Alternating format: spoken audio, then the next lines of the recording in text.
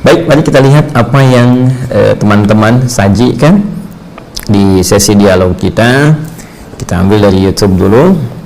Baik, bismillahirrahmanirrahim. Pertanyaan dari saudara kita, seperti biasa saya tidak sebutkan nama tapi tercantum di sini. Assalamualaikum Ustadz. Waalaikumsalam warahmatullahi wabarakatuh. Mohon pencerahannya. Untuk korban seperti hewan kambing, apa harus menunggu hewan tersebut umurnya sudah dewasa untuk disembelih, dan minimal berapa umur hewan agar bisa dikorbankan? Mohon petunjuk, jazakallahu khair. Petunjuk kita mohonkan kepada Allah Subhanahu wa taala. Dari situ kemudian kita lacak pada keterangan Rasulullah SAW yang menyampaikan secara detail pesan-pesan dan petunjuk Allah Subhanahu wa taala yang diteruskan untuk sampai kepada kita hamba-hamba Allah dan umat Nabi Muhammad SAW. Untuk melacak keterangan Nabi SAW, kita kembali kepada kitab-kitab hadis yang merangkum keterangan Rasulullah yang bisa kita akses. Di antara pertanyaan Anda ini kita bisa temukan di antaranya dalam hadis riwayat Muslim nomor hadis 1963, ya, riwayatnya bersumber dari sahabat Jabir radhiyallahu taala anhu anin Nabi sallallahu alaihi wasallam, dari Nabi sallallahu alaihi wasallam qala, beliau bersabda, la tadhbahu illa musinnatan, janganlah kalian menyembelih hewan, ya, ini dalam konteks yang khusus untuk berkurban, ya, illa musinnatan, kecuali hewan itu sudah cukup umurnya, ya, cukup usianya. Baik, jadi ini keterangan yang pertama yang bersumber dari Nabi SAW. Teruskan, illa an ya'sura alaikum, kecuali jika engkau memang benar-benar sulit tidak menemukan hewan dengan umur yang telah ditetapkan ini, maka fatadhbahu jaza'atan minad dha'ni, maka silahkan Anda sembelih hewan yang di bawah umur yang telah ditetapkan ini. Kalau kambing muda, kan, domba muda, demikian sapi atau unta, ya, dengan kondisi yang kasuistis tertentu saja. Baik, sekarang pertanyaannya, berapa batasan umur yang ditetapkan ini? Kita lacak kemudian keterangan para ulama, khususnya para ulama-ulama yang menjadi rujukan, ya, bintang di dalam kajian-kajian fiqih yang menelaah dengan sangat teliti keterangan Nabi SAW. Menurut para ulama, ini dibagi ke dalam 3 bagian. Jadi ada hewan jenis kambing dan domba, ada hewan seperti sapi dan kerbau, ada hewan unta. Ya, terkait dengan kambing ini kita bisa lacak keterangan para ulama. Mereka membatasi usia kambing, domba dan sejenisnya, yaitu sudah masuk 1 tahun, ya, mau ke tahun kedua. Jadi usia setahun masuk ke tahun kedua. Jadi paling minimal setahun lah, ya, setahun, kemudian dia akan masuk tahun kedua. Ini batas untuk hewan kambing dan domba. Ya, memang ada dari fikih Hanafi dan Hambali yang mengkhususkan untuk domba itu boleh usia 6 sampai 7 bulan. Tapi umumnya yang disepakati, ya, mengambil batas paling amannya usia setahun masuk tahun kedua. Kemudian untuk hewan sapi kerbau itu di usia 2 tahun masuk tahun ketiga. Ya, ada yang mengambil bulatnya aja usia 3 tahun gitu, ya. Namun batas minimalnya, karena tadi Anda tanyakan minimal, bisa dikatakan tahun kedua masuk tahun ketiga. Ya, kalau ingin yang ambil jalur aman, boleh kemudian yang usia 3 tahun.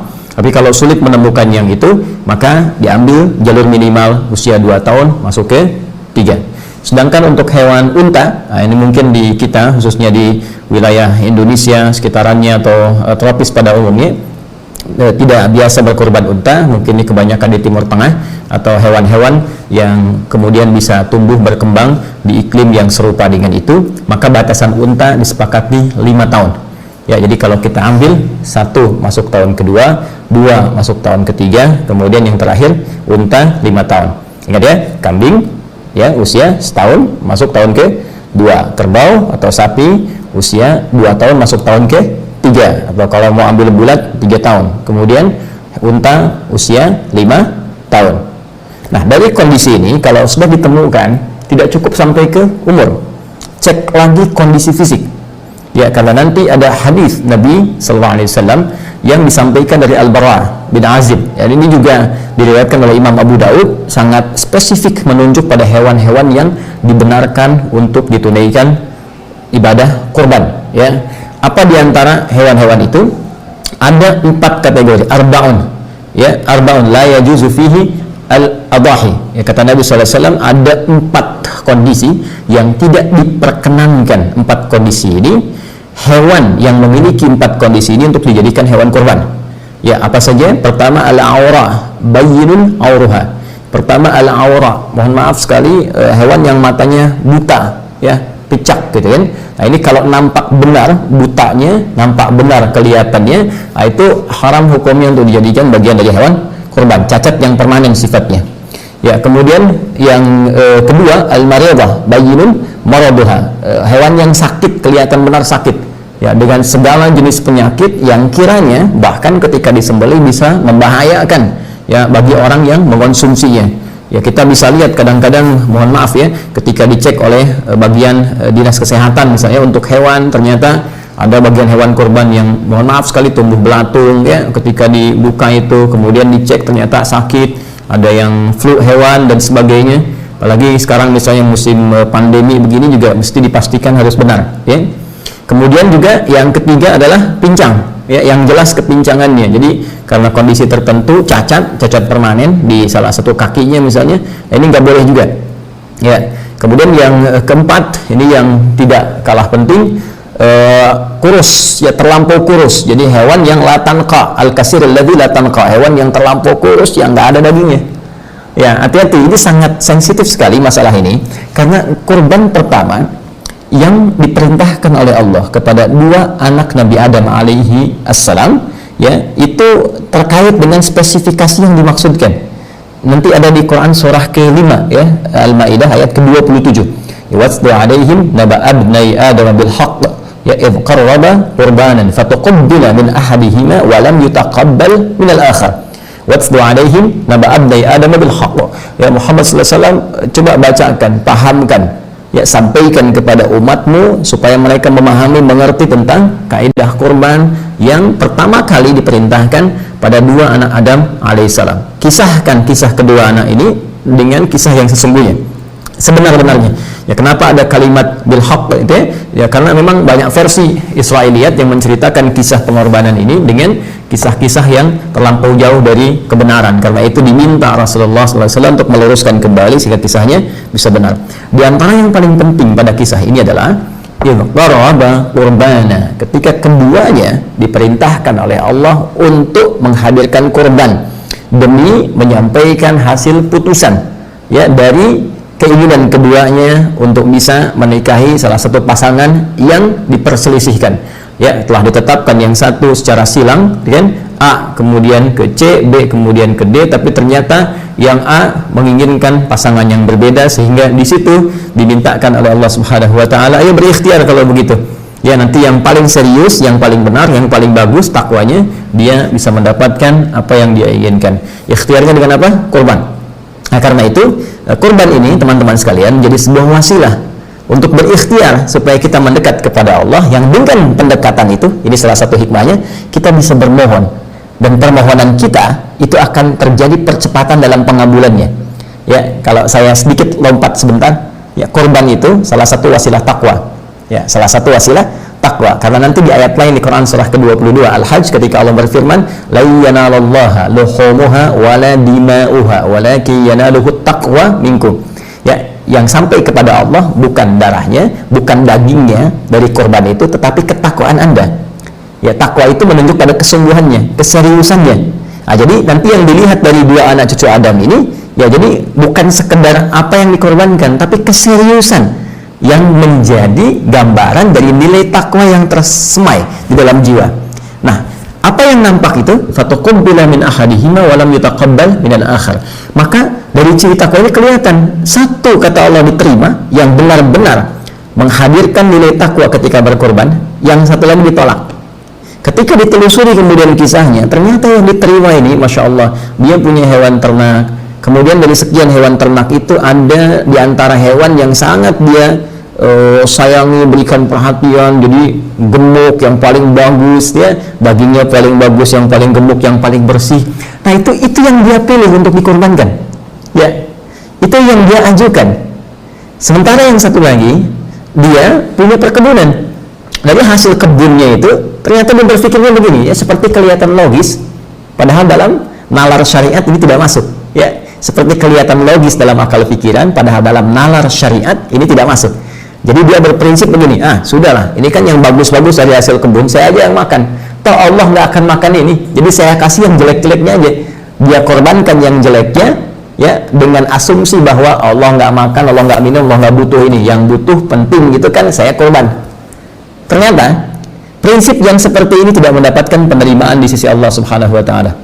Sampai muncul penegasan, hey, ini hewan paling bagus pun yang sampai pada Allah bukan hewannya. Memang betul, bukan hewannya, bukan darahnya, tapi kesungguhan engkau dalam mempersembahkan itu. Ya, kesungguhan engkau dalam menyiapkan itu. Kamu nggak sungguh-sungguh nih. Korban kamu cuma yang jelek-jelek, korban kamu nggak bernilai, nggak ada kualitasnya. Maka diterimalah yang satu yang serius, yang ini ditolak.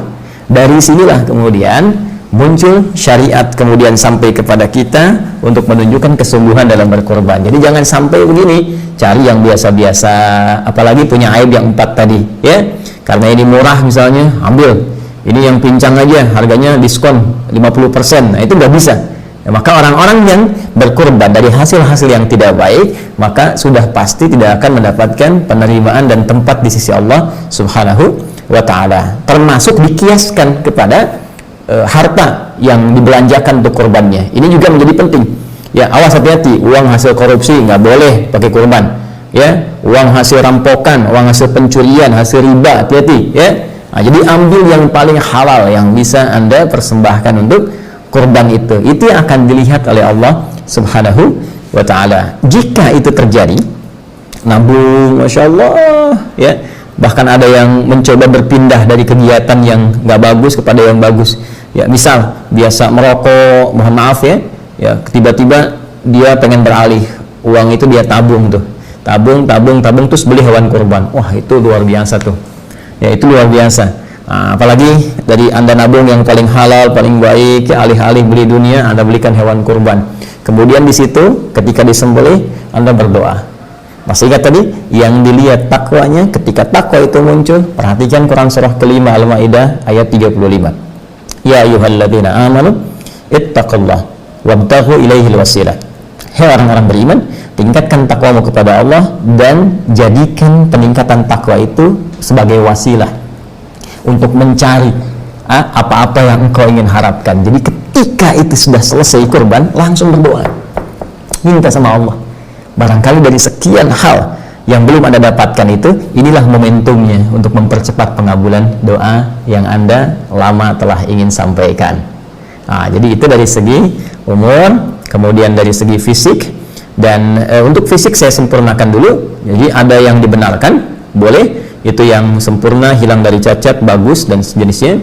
Kemudian yang kedua yang makruh, ya, ada yang hewan-hewan yang dimakruhkan seperti cacat-cacat ringan di tanduknya, misalnya ada goresan, kan? Misal ada kakinya lecet yang bukan permanen tapi terlihat misalnya ada cacat, ya, walaupun sedikit itu makruh.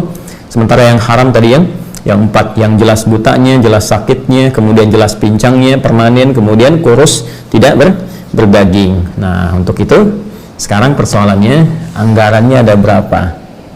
Bikin kalau ingin berkurban, dari anggaran yang ada, cari hewan yang paling bagus dengan anggaran itu. Saya punya 2,5 juta Ustaz, baik, berangkat, cari 2,5 juta yang paling bagus, ya, di kualifikasi itu.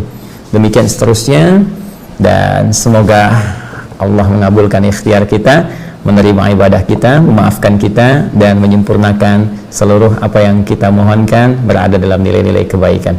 Hadi hidayat, subhanakallahumma wa bihamdika, asyhadu an la ilaha illa anta astaghfiruka wa atubu ilaik. Assalamualaikum warahmatullahi wabarakatuh.